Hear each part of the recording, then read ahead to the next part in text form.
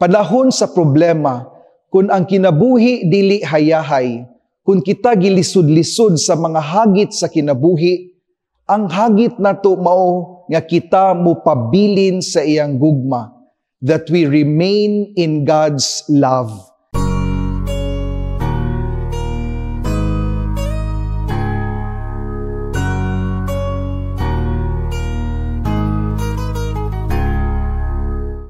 Maayong buntag kaninyong tanan. Ako di ay si Padre Zenon Guanzon, magtutudlo ug mag-uumol sa mga seminarista dinhi sa Seminaryo Mayor de San Carlos.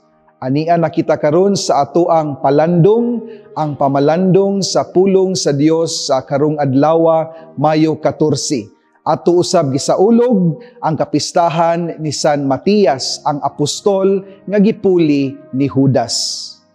Panahon sa kalisod mga igsuon, lisod kaayo magpabilin. Panahon sa kalisod mga problema sa kinabuhi, lisod kayo stay put. Panahon sa problema magkarakara gyud ta, maratol gyud ta, magdagandagan gyud ta, ang atong hunahuna dili gyud mahiluna, dili gyud mo stay put. Kay lagi grabe kaayo ang problema, grabe kaayo atong hunahuna, advance kayo ta mutan-aw sa atuang kalisod. Ang atong ebanghelyo mga igsoon nahitabo sa gabii diin si Jesus, dakpo na sa iyang mga kontra, sa iyang mga kaaway. It was a night that was filled with fear, it was a night filled with betrayal, usa kadto ka gabii nga puno sa kalisod. Apan sa tunga-tunga sa kalisod, naay gibilin si Jesus nga usa ka sugo, that is to remain in my love, nga magpabilin ta sa iyang gugma. Mga igsuon, mao ni ang hagit sa atong ebanghelyo karon. Panahon sa problema, kung ang kinabuhi dili hayahay, kung kita gilisod-lisod sa mga hagit sa kinabuhi, ang hagit nato mao nga kita mo pabilin sa iyang gugma, that we remain in God's love. Kay panahon ra ba sa problema, lain-lain ang atong paagi sa pagsulbad niini, usahay dili na sakto nga paagi.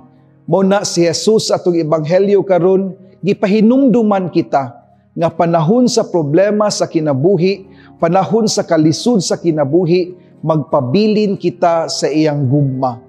Nganong anha man ta ni Jesus mo pabilin panahon sa problema sa kinabuhi, kay lagi miingon man siya sa laing bahin sa ebanghelyo, kamong tanan gikapuyan si kinabuhi, come to me because I will give you rest. Ug sa laing matang pod sa ebanghelyo niingon siya, nianhi ko sa kalibutan aron hatagan kamo og life, ug dili lang life nga mantinir, but life in abundance. Mao na mga igsuon, kung ikaw nagproblema karon, pabilin gayud sa gugma sa Dios, pabilin gayud sa kaluoy sa Dios, because He will give you life in abundance. Amen.